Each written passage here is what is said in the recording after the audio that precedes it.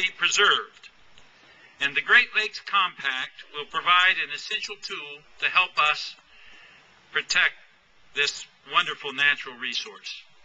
The compact represents a vital collaboration with our neighboring states and provinces to protect and restore the Great Lakes, which represent our Earth's greatest source of fresh water.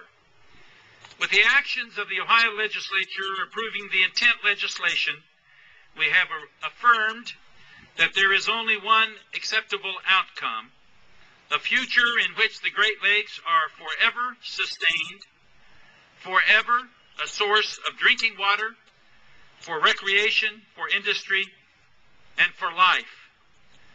The compact was initiated, as you know, by the long-term efforts of the Great Lakes governors to ensure that the use of the Great Lakes was sustainable and controlled by those within the Great Lakes Basin.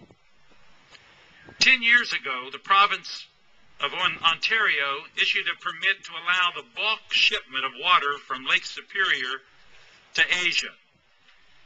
It was obvious that our ability to collectively protect the lakes from overuse was inadequate.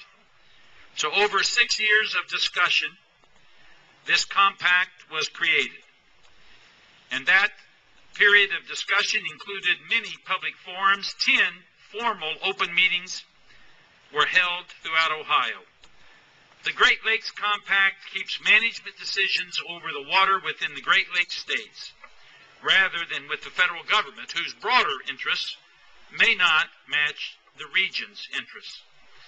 The compact is unique in that it establishes a framework for the states and provinces to work together, but it also creates sufficient flexibility for the management of that water.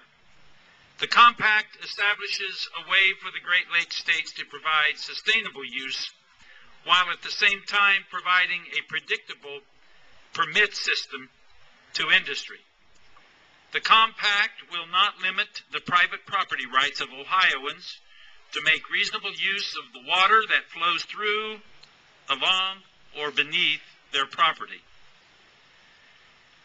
Now, nearly 40 million North Americans live near these lakes and drink their waters, and countless others enjoy their beauty. The Great Lakes contain 1/5 of the world's volume of surface freshwater and 90% of the U.S. volume, making the Great Lakes the single greatest freshwater resource on the planet. Despite living on an aquatic planet, only 1/3 of 1% of the water on the Earth is available freshwater. Industry, agriculture, commerce, and people themselves are dependent upon these lakes. Lake Erie provides drinking water for approximately 2.6 million Ohioans. The Great Lakes represent a 1,200-mile shipping route. Many industries depend upon the Great Lakes, including the shipping industry, the agricultural industry, steel, power utilities, tourism, and sport fishing. More freight is moved through Ohio's ports annually than goes through the Panama Canal. Lake Erie's shipping industry generates an average of $6.5 billion each year.